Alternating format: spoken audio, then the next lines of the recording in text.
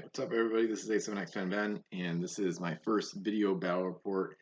This is something that I've been inspired by Xerecs to do. He does these types of battle reports for his Century of Economy game every year, and although I'm not doing it based on a script like he does, I just decided to do this one kind of off the cuff, unscripted, and just we'll see how it goes, see how much I like it, and I'd be really interested to see how much you like it. And if you think I should go from a script instead for any potential future battle reports that I do in video form, and if you like video battle reports more than text and picture battle reports or not, because normally I've always just done text and picture, like captioned battle reports basically, which I like a lot. So, but I've been meaning to do this for quite a while actually, like a year or two. So it's good to finally try it out. So I played a 4-player 100-point game yesterday on December 19th in Bellevue, Washington at Mock's Boarding House, the same location where I played with Tiffany O'Brien back in September. And I met up with 3 other people from the online Pirate CSG community. So on the left, Cuddy, and then Luke, and then Witch. So all of them are at the Pirate CSG Discord, and all great people. And so we set up for a 100-point game. And this was really cool because I've never met up with this many people from the community for one game, with the exception of the Bowen brothers in Los Angeles. But they all live together, so it's a little different. So this was cool because basically 4 separate people, all from the Pirate CSG online community, coming together to play a game. So pretty sick. And so we did round earth rules, 4 players, 100 points. The gold values were randomized. We had some UTs put in by a few players, including myself and Luke, and we ended up with 5 coins per island. And we have, as you'll see, I printed out some huge terrain. So I basically scanned the different terrain types, and then I blew them up, and then, or not so much that, I just scanned them at like a high image quality, and then printed them at like full size pieces of paper. So we've got those on the map, and some regular terrain as well. We used 6 wild islands, so 10 total. We decided to use so 4 home islands, 6 wild islands, 5 coins per island, and so a little bit of regular terrain out there too. So we allowed terrain to be touching islands and other terrain, obviously. We forgot about rolling for icebergs pretty much the whole game, but that's kind of illustrates that icebergs are kind of annoying. So I kind of thought that would happen, then it actually happened. We actually forgot, like all except for one turn. So anyway, and then the home island markers you see on the home islands are made by Tealer Fire 27 of the Discord. Those were provided by Witch. So pretty sweet little tokens there. And I'll get into the fleets. I think it goes in play order, so I'll just roll through the pictures like that. Yeah, so Witch went first. You rolled to go first. Oh, and for home islands, we decided the last player in the turn order would pick their home island first, and so on. So then the first player, which was Witch, got to pick his home island last. And to fleet had Blackwatch, Providence, HMS Interceptor, the Raven, and the Lightning. So mostly like American English, and then couple little pirate ships as well. And then going second, we had Luke with an all Spanish fleet with the Santo Columba, Santa Isabel, Picador, Valoroso, and El Duque from Spanish Main. And then I was going third, and I'll give my entire fleet because I have the Google Doc up with it now. So my fleet was inspired, and this is inevitably, my battle reports are kind of biased towards my own experiences, just because I made the fleet, and then my experience of the game is kind of catered or tapered to like my experience playing it. So because I always have all sorts of strategic thoughts running through my head, so it's hard not to overly focus on my own gameplay or whatever. But I think it's kind of inevitable. So and I love just talking about the strategy aspects of it in general. So my fleet was based on this idea that Captain Bandari brought up at the Discord group earlier this year about, two thoughts. So basically using Angelica with Lord Micron so that you could move and shoot with a dragon on the same turn, which is doubly nasty because Angelica has cargo wrecking. Every hit she hits eliminates cargo from the enemy ship if you want. So, and then also Captain Bandari, I mean that's kind of an old one, But this year, something that I thought seemed pretty new, at least to me, Kevin Bandari brought up the idea of why can't sea dragons build forts? Because they can touch islands, and you just need a friendly ship, which dragons are still considered ships, um, docked at the island to build a fort at the end of your turn. So you don't actually need a physical sailing ship there or anything. So dragons, and of course with deep movement, they can just go to any island. So you could explore the island, and then whenever later in the game you just go back to it with a dragon. And then as long as the dragon is touching at the end of your turn, you build a fort there. So this fleet was based on those concepts, and then also combining that with Calypso, which I've had like a kind of an obsession around using Calypso lately, as you may have seen from the last battle report when I played with Cuddy and Luke the weekend before. Um, so, so the fleet, my fleet basically is Lady Scorn with Calypso, Calico Cat, the Rise of the Fiends linked version of Calico Cat for same action twice, Captain Helmsman and Oarsman. We did play with crew face down to start the game as usual. So, but I had I had Robinson face up on the Patagonia because Lord Micron was also there. So the two crew on Patagonia, Robinson, Lord Micron. Nobody was using the Zero Limit Ransom +5 crew, so I didn't use Bratley from Crimson Coast as a result. And then the two dragons are Angelica and Raptor Maw, and Font Terrible with an Explorer, Bellevue with a helmsman, and then Dervish with a helmsman. And then I had some forts ready to go in a tin as well, of course. And I also contributed some unique treasures. I contributed an abandoned helmsman, abandoned oarsman, Neptune's figurehead, Neptune's trident, and Elizabeth's piece of 8, which the piece of 8 was this random thing where I wanted to include it, and I was about to leave my place, and I was like, oh crap, I didn't try to find that UT. I didn't know if I had it with me in my like Washington collection or not.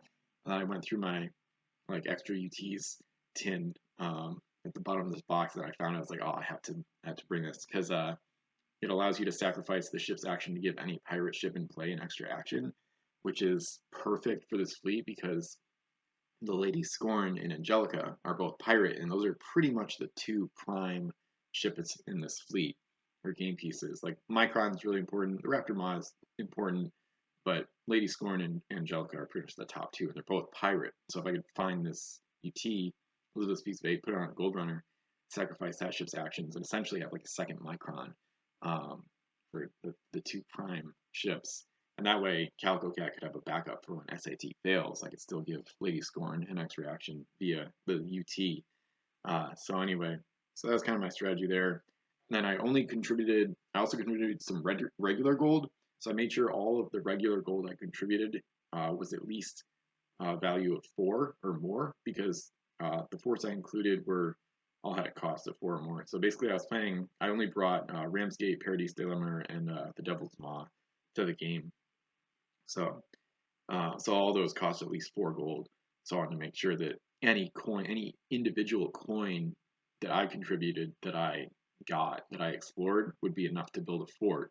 Because the kind of the strategy I had going in was to make whirlpools on the first turn with Calypso, send a Gold Runner through the whirlpool like Enfant Terrible, and then use Micron to give her a second action to explore the island she would be within L of, because she'd move out of the second whirlpool that Calypso created, and then explore an island because she has an explorer.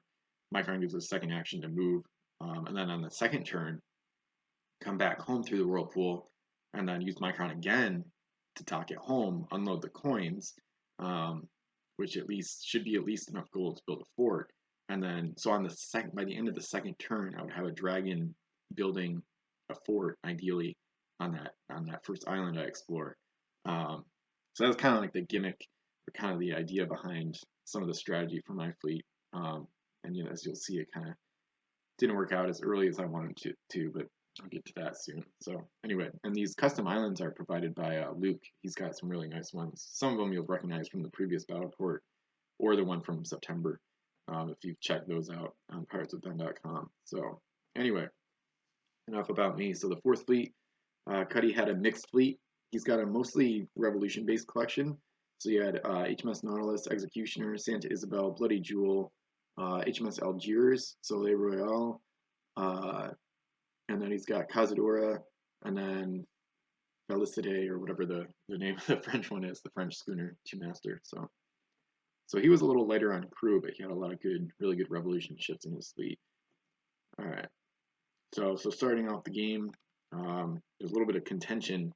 I guess I'll call this the southeast corner. It's kind of biased towards my view of the game, of course, but whatever. Just for reference, I'll just, because most of the pictures are taken like with north up. You could say we could call this the southeast corner for the purposes of maintaining orientation throughout the battle report. So here a couple of Witches ships have gone east towards that island, and then with round earth rules, two of Luke's Spanish ships have gone from his home island and round earth to the southeast, because their home islands are actually like super close.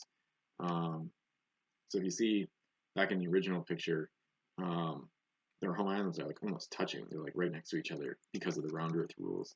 So something to keep in mind. All right, so basically my strategy didn't work right away because I couldn't get Calypso's rolls to work out. So even with the Lady Scorn reroll, Calypso rolled I think 2 3s in a row. So I wasn't able to create any roll pulls on the first turn. So I basically deferred. I only gave the Dervish an action. So she just moved towards a wild island in the middle, one of the Gale Force 9 islands. And I actually didn't give any other like actions to my ships other than Calypso, which didn't work, and then the Dervish. Everything else, I just kept the dragons on my homeland. I was tempted to attack the Santa Isabel in Luke's fleet out in the northeast, but it seemed too risky, especially because I learned from my mistakes over the summer. If you remember that 100-point game I played with Randy and other people in Vegas in July, I actually lost. I think it was Raptor Maw. I lost early because I wasn't careful enough about pre-measuring like movement and shooting and canceling ranges from opposing ships. I didn't anticipate the Bonaparte being able to move close enough to cancel like the Sea Dragon keyword or stuff like that. So I learned from that to play my dragons a little more cautiously, or just maybe hold on. I knew the game was going to take a while and there'd be a lot of future opportunities to use the dragons with Micron and stuff. So I decided to defer and just keep them on my home island for the first turn once Calypso's rolls didn't work out, because that delayed everything. That meant I would not be able to build a fort on the second turn, all that stuff. So anyway, but as you can see from this picture, I got Calypso going on the second turn, so my fleet has left my home island, obviously, with the exception of the Patagonia. So made a whirlpool in the center, L away from the Lady Scorn, and then I put the second one in the northwest, actually, where the Belle Pool has moved through that whirlpool, and she actually pretty sure she got an extra action from Micron on the Patagonia to dock at and explore that wild island in the northwest, because I saw Cuddy's ships moving towards there, and I figured the Santa Isabel might be able to explore next turn or something. So I wanted to make sure. Here I kind of wanted to lock up as much like good gold from the wild islands as possible. So there were 6 wild islands, and I was looking at getting the best gold, or all the gold, from like 3 of them, which really is what I was trying to do here. So I split my forces. The Dervish went to the middle island, so that's 1, and then the Enfant Treblade goes through a whirlpool. It was already in the game from the beginning that Calypso didn't even need to create to go to the southwest island, and then the Belle Pool is trying to get gold as fast as possible from that northwestern island. She lost her mass going through the whirlpool, but that's all right because she's got the Lady Scorn to back her up. So each one kind of has an escort. So I had the dragons go with the ships that would get gold a little more slowly, and then the Lady Scorn. I was trying to make sure the Belle Pool would get there, and that's because I saw Cuddy ships. Like I said, I saw Cuddy ships moving towards that island, versus the center Wild Island, if you will, and the southwestern one. Those didn't have as much competition right away, or at least didn't look like it. So I wanted to lock up that northwestern gold before Cuddy got there, and then I was trusting the dragons to be able to swoop or attack other ships that try to impede my other galleys. And then there was actually a fight in the southeast where you can see at the northeast corner, the Valoroso has been dismasted, but with the turbine keyword, she's able to round Earth, looking to return home for repairs. And then Witch's ships, 3 of his ships have moved west with the Lightning to try to explore that island. the Felicite, the French little schooner in Cuddy's fleet, was actually sunk like really early, I think by the Black Watch, because she round earthed from the north to that southwestern Gray Island or southern Gray Island where the Lightning is docked, um, and then which took it out real quick. So that's kind of the events here, and see some more close-ups as we go along. Oh, and then the other Santa Isabel, Cuddy has one, but then also Luke was using the Santa Isabel. You can see the Luke's Santa Isabel is docked at the northeastern Wild Island there. Let's see. Okay, so with this picture, we see part of the fighting in the southeast corner because this is a contested island. So once Luke moved the Spanish ships, round earthed them over here, which opened fire with HMS Interceptor. So she was blasting away. She dismasted the Valoroso, and then here the Duke has rammed and shot at the Interceptor to take out a couple masts. The Picador has round earthed, which looks like an attempt to the Spanish to back up the Duke, and then Witch's Raven has docked at the southeasterly Wild Island in the background there. And then here, this is just another picture showing kind of what we saw earlier. So I was a little bit wary of the crew setups. I didn't know what face down crew Witch had on the Black Watch in Providence. Commodore Peregrine Stern was revealed pretty early on the Black Watch, and he's got extra action capability, so I kind of extended her range to like LS plus the 2 Alganin in front. So I was kind of hoping to make sure the dragons would be in range. Dragons aren't like super powerful on their own. The swoop attack is only 50% chance of hitting. It only takes out 2 masts. It's not really that powerful. So you really need like Micron, especially with Angelica, to really smash an enemy ship. And then even then, you still gotta hit. So I was trying to play it safe and still have the dragons protect each of the gold runners, or at least be kind of like a threatening presence, hopefully. At this point, Micron was revealed, so all players in the game knew that at any given time I could basically sick Angelica on them for free with an extra action, which is definitely kind of gamey. But, made me feel better seeing like all the really good ships and crew and the other players. They make me feel better about that. But anyway, so here's the southeasterly action heating up even more. So this just evolved into kind of a nasty melee here. HMS Interceptor taking the brunt of it as she got rammed by the Picador, and then the Santo Columba round earthed from the northeast from near Luke's home island to get in on the action. She was able to get that 4-mast jib in range, so the Interceptor down to 1 mast, and then the Raven was able to explore that island, as you can see from the Explorer token. So definitely some hostility in the southeast. And then here, yeah, this is where I started to have a little more fun. So Cuddy took the brunt of these attacks here. So the Algiers, yeah, there's a lot to explain here actually. So the Enfant Terrible, as you saw earlier, was headed towards that southwesterly island at the left, and so Cuddy got an extra action with HMS Algiers, moved it through the whirlpool, and then used the second action to try to block the Enfant from docking at that island. But I was able to just maneuver around his bow and dock the Enfant Terrible at that island. And she has an Explorer, so she was an Explorer right away. But then I found Message in a Bottle, a mostly negative UT that Luke had put in there, and that warped her to the Gray Island that had the least amount of coins. So, which was kind of right next door, but Message in a Bottle UT precludes you from loading any other like face down coins. You can load other face up ETs, they still apply, but there weren't any other ones. So all the gold, it was good gold too. I memorized it was like 7654 with the values at the southwestern island. So that was a bummer because I couldn't take any of that. But then I got a little bit of revenge, if you will. The Angelica, she was able to attack Algiers with a swoop, I'm pretty sure, and it succeeded. Dismasting the Algiers, and then at the bottom right, the Lady Scorn.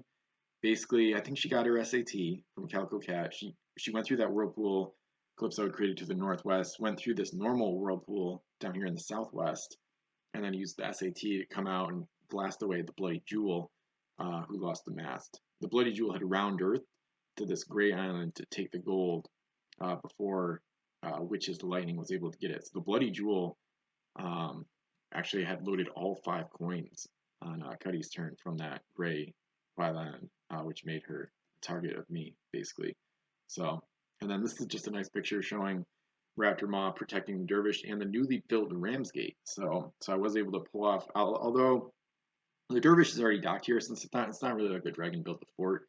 But yeah, so the Dervish, this kind of tells you that the Bellevue was able to get home. I think that's where I used Micron's action on this turn to get the Bellevue home. Kind of like my original strategy where I was trying to use Micron on gold runners before dragons in order to get gold home, because you need gold on your home island to build forts, because that's where it's taken from. So I'm pretty sure I used Micron on the Bellevue, because even though she was dismasted, she still had a helmsman, and then with the Galley Keyword, she's able to move S+S. So she was able to move through the whirlpool, and then Micron gave her second action to return to the home island, unload gold, and at the end of my turn, built Ramsgate with that gold, some of that gold, which kind of, at least as long as the fort is there, locks up the remaining gold on this island, which is kind of my strategy too, because none of the gold runners have more than like 2 or 3 cargo available. I think the Bellevue has the most of 3, but then the Dervish, she has a negative ability where she moves only S with a full cargo. So with a helmsman, I only like to use 2 of her cargo spaces for gold. So her and the Enfant are kind of down to 2 each, essentially.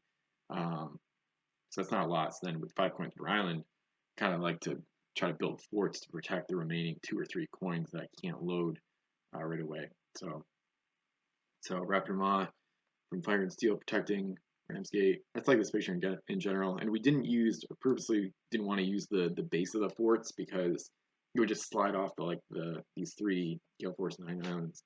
So it's better to just leave the base off. It looks way better. Actually, it looks kind of sick. Actually, it's kind of like they built this big fortress in the mountains. So pretty sick. All right. Okay, this is just another picture of the same thing. Get a different angle on the wings. And then similarly, just wanted to show the dragons. And yeah, there you can see at the top right, you can see the Bellevue is docked to unload. And there's still some of the gold she got on the home island as well. And with the Bloody Jewel, she round earth. If you're wondering where she went, she round earth back to the north towards Cuddy's home island. So that's why she's not still by the Lady Scorn, where the Lady Scorn hit her. And yeah, I rolled 1 for 4 to hit the Bloody Jewel only once. Trying to dismaster, but oh well. And then, okay, so then looks like next round, Enfant Terrible. So she got kind of screwed out of that southwestern island by the message in a bottle. So then I decided to actually go for this other island, which didn't really work out. But she whirlpooled to the southeast. Oh, so okay. So before I forget, the main thing here is, Witch had to leave the game. He had a reason he had to take off all of a sudden for like a emergency type reason. So unfortunately, so he had to take his stuff with him. So then we were down to 3 players. So most of this game was really a 3-player 100-point game. But anyway, so that's like the major asterisk, like really big asterisk that like kind of affects the win. The win total is probably at least somewhat. I'm not sure if the results would be the same or if like the standings would be the same at the end if the game had been played with all 4. But unfortunately, he had to leave, taking his ships with him and stuff like that. So we decided too much had happened to like restart or whatever. We didn't want to deal with all that. So we just continued with the 3 of us for the rest of the game. So anyway, so that's why HMS Interceptor and the Raven are just completely gone all of a sudden in this picture.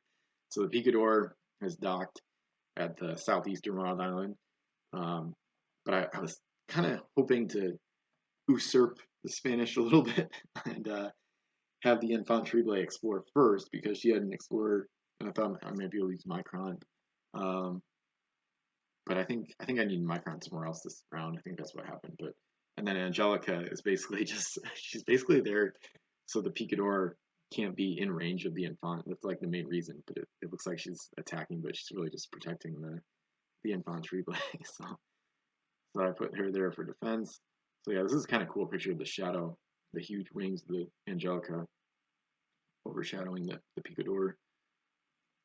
So some nice pictures there. And then, so I was able to build Paradis de la Mer on the southwestern wild island. So this is because I really wanted to lock up this gold. Like I said, I memorized that it was 7654.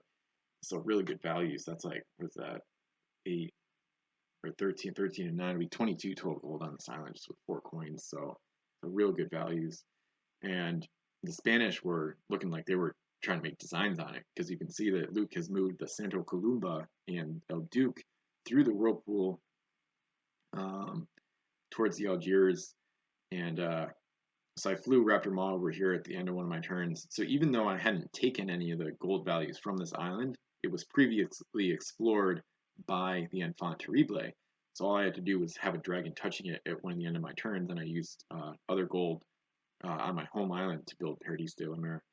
So that way I had 2 forts in play, and the main thing was to try to make sure I had this up. And at this point I was a little worried about Luke's fleet because he had revealed Nemesio Diaz on the Santo Columba. So between that and 2 of the other remaining players using the Santa Isabel, I felt better about using Paradis, even though it's overpowered. It's facing some pretty good stuff around. I didn't have a canceller in my fleet, and then Nemesio Diaz showed up, and both the other players had Santa Isabel, so I was like, yeah, whatever, I'll build this one. So it was between that and Devil's Maw. So anyway, so Raptor Ma has basically built a French fort by himself somehow. So it's a fun thematic confusion going on there. All right, so here's another top-down view. So there's gonna be a lot to explain here. Let's see, I don't really know exactly what happened first, but the Valoroso in the northeast, you can see Luke has repaired the Valoroso. She has all 3 of her masts back up.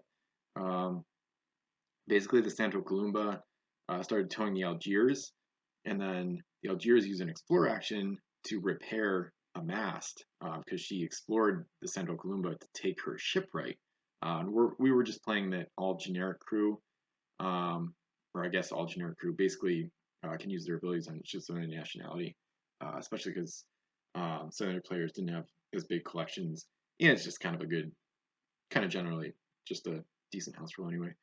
So Algiers is now part of Luke's fleet and has repaired a mast. So you can see that in the southwest corner. And then El Duque has been, she was moving like in a northeasterly direction when the Lady Scorn returned home. So this is probably 2 rounds later, because you can see the Bloody Jewel is now mine. So this is something I really wanted to do. The Lady Scorn got an extra action either from Calico Cat or Micron, and Round Earth from the south to the north, like the central north area, where up there you can see the Soleil Royale has lost some masks. Lady Scorn shot some of her masks off, and Lady Scorn used her extra action after Round Earth thing to capture the Bloody Jewel. And then the Santa Isabel, Luke's Santa Isabel, came over and using his and benefited from his schooner stern turn logistics, which I want to make a poster video about sometime, hopefully. But you can check the Discord for Luke's really good idea on that. Basically, if you go essentially backwards with the second move segment of a schooner and then stern turn, you can essentially get like a little bit of extra movement out of it by using the stern turn of the schooner keyword in a strategic way. So it's really, or I guess a tactical way. So really cool. And I was able to got an extra cannon range and shot a mast off the Lady Scorn when she was in the north area. The Cazadora didn't have a helmsman. You can see she's Round Earth back to the north and is just off the bow of the Soleil Royale at the top center area. But without helmsman, she was not able to ram the Lady Scorn. So at this point, towing the Bloody Jewel, the Lady Scorn was given 2 actions. First action to go through the whirlpool, and then second action was used to move. She docked at that like pier, that dock on Luke's custom island, so she'd be in range of the Duke, and was able to shoot her final mast off. The Duke had already lost her oarsman to a whirlpool, I believe, and that made her derelict. So, and the bigger part of that, though, was that the Bloody Jewel automatically docks my home island, and then the gold is automatically unloaded. So that gave me an extra 4 coins, and also gave me Elizabeth's piece of 8. Bloody Jewel and Elizabeth's piece of 8. So now I was really starting to roll here. I was really happy to capture that UT because it was one of my plans from the start was to get that on one of my random gold runners and basically use it as a second micron to give Angelica and or the Lady Scorn extra actions. So that was kind of a coup, as I like to say. And then let's see, and then Northeast, the Enfant Terrible, she was foiled. The Picador explored the southeastern island. This was good on Luke's part. He explored the southeastern island with the Picador, and then used the gold on its home island to build Fortaleza Dorada. So that made me not want to have any part of the southeastern Wild Island. So the Enfant Terrible and Angelica both went to the northwest. Angelica flew there, of course, and Enfant took the Whirlpool to try to get that last coin on the northwestern island. Because at this point, there weren't too many coins available in play that were not in forts. So you can see one at the eastern island that has one of Luke's explored flag markers on it, and then there's one in the northwest island. Most other gold is in forts or on home islands at this point. And at the bottom right corner, you can see that we actually let Witch, when he left, we let him keep the 3 gold that the Raven had taken when she explored. We just moved that to his home island before we took his ships out of play, so that would kind of count for him. Because it looked like his Raven was going to get home anyway, so we just decided to house rule that. And then with the Enfant, I was worried about the Santa Isabel in Cuddy's fleet and what crew she had or something, or if she'd be able to take that coin. So I basically paired Raptor Maw with Angelica to be able to do basically if that ship turned to port and doubled back to that Wild Island to try to take that coin, I'd be able to execute like a double swoop attack if he did that. So, and then for a little while, HMS Nautilus and Cuddy's fleet got stuck in that Sargasso Sea, or at least she was kind of meandering around that area. But at this point, she's headed back southeast, kind of towards my ship's dock, my home island. And yeah, at this point, the Dervish had returned home as well. So I think on this turn, I got the Dervish and the Bloody Jewel, both of their gold, got back to my home island. And I repositioned the Belle Pool. Because I was trying to anticipate who would get the Elizabeth's piece of 8 and if I would have to do some cargo logistics, but it ended up not really mattering, which is good. So, all right, so moving on. This just shows another angle on the same events, really, just kind of concentrated around my fleet and Cuddy's fleet. So, all right, yeah, similar here, just different angles. I like to get different angles on the pictures and the action. So here you can see the Enfant is trying to get that gold, and then if the Santa Isabel were to try to get it, she'll have 2 sea dragons basically on her afterwards. So, and yeah, southeast area, here you can see the Fortaleza Dorada, like I said, that the Picador built after exploring that island. And then the Algiers was able to use the shipwright to repair to full strength and has now appeared in the southeast as well via the Whirlpool. And then here's just another picture of Ramsgate on the Wild Island, the Gale Force Island, Paradise. So now 3 forts in play, 2 for me and then 1 for Luke. And this shows some more action here. So in the center, the Lady Scorn has repaired and captured the Duke. I decided to actually just keep Elizabeth's piece of 8 on the Bloody Jewel, partly because it would take time to repair her. So basically the Bloody Jewel would be sacrificing her opportunity to repair and instead would be using Elizabeth's piece of 8 probably for the remainder of the game to give extra actions to either Angelica or Lady Scorn, the other 2 pirate ships in my fleet. And then at the upper left, you can see the dragons have attacked. The Santa Isabel did end up doubling back and did load that coin, which resulted in a sea dragon attack that left her with 2 masts out.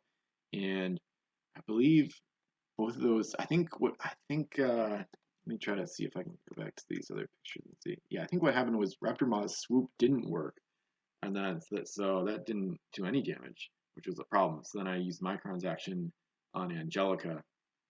But you can see at the top center left, you can kind of see the Santo Columba has round earth to the northwestern area, and she's carrying the Misio Diaz.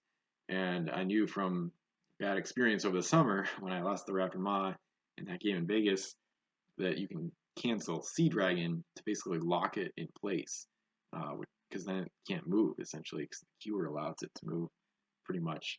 So I made sure to move Angelica to the other side of the Santa Isabel to attempt to get her out of Nemecio Diaz's canceling range on Luke's next turn. And then Micron gave Angelica an extra action, so she blasted 2 masts and therefore 2 cargo off the Santa Isabel. So that actually eliminated the Santa Isabel's only crew and the coin she loaded from that island. So at that point, that coin is out of play now. And partly as a result of that, I've redirected my gold runners, including the Enfant, the Dervish, the Bellevue. All 3 of them are now at the upper left, and they're about to go around Earth, because you can see at the upper right, you can see there's still a coin on that, or upper like center right, that big wild island that Luke made. There's still 1 coin there, and his Valoroso and Santa Isabel are headed there. Because I think as of this round, it looks like that's the last non-fort coin in play. So you can see there's like 5 ships already headed there on different parts of the map. So that pretty much sums up this picture pretty well. So we'll move on, check out the mauling. Santa Isabel taking some damage from the dragons, and some galleys headed west to round Earth. So I captured the Dukes. That marked my 2nd capture of the game. And then, yeah, so the game ended soon after that, actually, because this last coin, the Santa Isabel, had an explorer. She took the coin, and then I immediately sicked my dragons on the Isabel. So I was able to use Micron on the Raptor Maw and Elizabeth's piece of 8 on Angelica to give a double move and shoot, or like a fly and shoot, if you will. So the Raptor Maw got on her starboard side, Angelica on the port side, and I just ripped her apart. Pretty nasty, brutal ending that saw the Santa Isabel sink. And after that, we were running out of time, and Luke had to leave soon. So they go through these pictures, pretty sick pictures actually, pretty nasty stuff happening at the end. So it was a 3 coin at the end. So Luke had to leave soon afterwards, and the game was getting kind of long anyway. So we decided to let gold on forts just stay there. So even though it's still in play, normally you would play until all available gold has been unloaded home islands, or the way I like to do is have only 1 player can give future move actions to any of their ships. But instead, we allowed forts to just count right here, and we just called it, especially because it didn't look too likely that that players would really be able to get much of the gold from the forts, especially because one of them was Paradis, one of them was Fortaleza Dorada, and then there's Ramsgate, and I would definitely mount a pretty severe defense of my forts. So we just decided to have just call it here essentially. So basically, I made sure to total up the gold values for with forts and without forts. So I won by both calculations. Let me get the scores up from the post here. So with no forts included, just like a pure home island score, I won with 36 gold. Luke had 6 on his home island. Cuddy had 0 on his home island, and then Witch's home island had 5.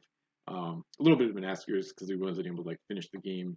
And we don't know for sure if the Raven would have gotten home, but probably. So if I'm on Witch's home island, and then with forts included, I had 70 gold total. Luke had 13. So either way, it was kind of unlikely to change the overall results. So kind of a double asterisk of 1 player leaving the game, and then also we had the forts. We didn't like play it out in full at the end, which probably would take another hour or more, probably, which would have been interesting. But yeah, so I made a note about how if Luke managed to destroy both of my forts and get all of their gold while retaining his own fort, he would have won 47 to 36. So I had 34 total golden forts, which was only 2 less than I had in my home island.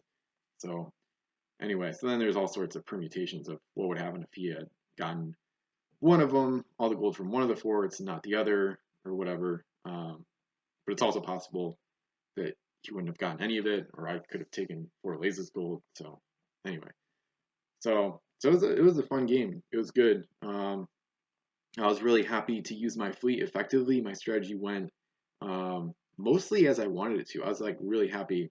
This is kind of why I like to strategize beforehand, before games, and also I think it was really beneficial, probably to me, but it was really beneficial that we decided on 100 points and a couple basic house rules, like whirlpool is bad on 1 to 3 instead of 4 to 6 rules, and like um, winner of a boarding party would take whatever coin they wanted. That didn't really end up mattering, I don't think, um, but anyway, and like round earth stuff like that. It was good to agree on that stuff, and especially the build total, so we could build fleets well before the game. So I was able to strategize and make the combos I wanted before coming. Because I think one of the things I've had a little issue with this year in terms of physical games that I want to try to prevent in the future is like coming to a meetup with no idea what the build total will be, and then I just usually with my traveling collection tin, sometimes I don't have that many name crews, so I end up with like kind of like a semi-boring fleet with like mostly generic crew, and then I lose. I'm like, okay, this is kind of like, or even if I win, it's kind of like I don't know, it's like not inspiring. I don't know. I've played so much that I like the complex combos and more grand strategic ideas and concepts and stuff like that, and a lot of the more unique crew. Like this fleet had two dragons, Calypso, Micron, Lady Scorn's Eternal, and then the rest of my fleets were galleys. So at the toward the beginning, I think Witch made a good point that galleys are good to use with Calypso because then they can still row, even if they get dismasted from the whirlpools. And that was actually not. I should have thought of that, but it's actually I just happened to use these gold runners because the Bellpool has Explorer built in, and then the Infant and Dervish were just convenient because the Infant I had used in the previous game, and she did fine with the Explorer, and she got the L immunity, so that's cool. And then the Dervish was just used to fill out the points because I had 6 points at the end. I wanted another gold runner, and she was the best choice because 4 with a helmsman is 6, and then she'd have LS speed and 2 cargo available, which is good enough for me. Um, but yeah, but it is a good point that the galleys are good to use with Calypso. Um, so I didn't really intend to have a fleet consisting of galleys outside of my flagship and the dragons, but that's how it ended up working out. So, um, so yeah, it was a fun game. We all had a good time, and trying to think if there's anything else to say really. Um, just want to thank them for playing, uh, and we're looking forward to more meetups. So I think just in terms of general thoughts, I think it's definitely good to agree on a point total before going to the venue or meeting up to play, because then you can strategize more, make sure you have a solid fleet, and then it will also decrease setup time because then you already know what fleet you're building. You don't have to make one on the spot, things like that. And I do think it might be conducive to using name crew or specific UTs because that's kind of something that happened with me was um, I don't know if I would have had all these name crew if I hadn't built a fleet beforehand. And then Elizabeth's Piece of Eight, that was perfect because I included that specifically for this fleet because it's perfect if I find it, or in this case, steal it. Um, I can give, I essentially get a second Micron, and then I can give extras to Angelica and Lady Scorn, uh, so which is nice. So anyway, just kind of my general thoughts on it. So I'll stop rambling. Hopefully more video battle reports to come. Please leave a like, comment below, subscribe, all that. But mainly, I want to know if you like video battle reports more than text and picture battle reports. That's the question of the day, without a doubt. And then a secondary would be, would you prefer video battle reports in script form like Xerecs does, or just like off the cuff like this? This will save me a little time, or maybe a lot of time. So it's kind of tempting, but um, but I think I'm sure I'll do at least one scripted battle report in video form at some point. Just not sure when. So anyway, if you're in Pacific Northwest region, anywhere near Seattle, hit us up. We got a bunch of people now because I already played like 4 or 5 people out here. There might be some more. There are more people interested as well. So this is already, it's kind of ironic because we played the Mox in Bellevue, which I mentioned in the battle report with Tiffany. It's where Bellevue, Washington. If you look at the packs, the Pirates packs. That's where the WizKids headquarters was when they made the game. Basically, or were working on it and stuff. So pretty crazy ironic that now like that same pretty much the exact same geographical area is where there's like kind of a in person playing resurgence of the game. So anyway, pretty exciting. So let us know if you're out in Seattle, try to get a game in. So thanks for watching instead of reading, and let me know what you think of the video battle report idea. So that's all I got for now. Thanks again.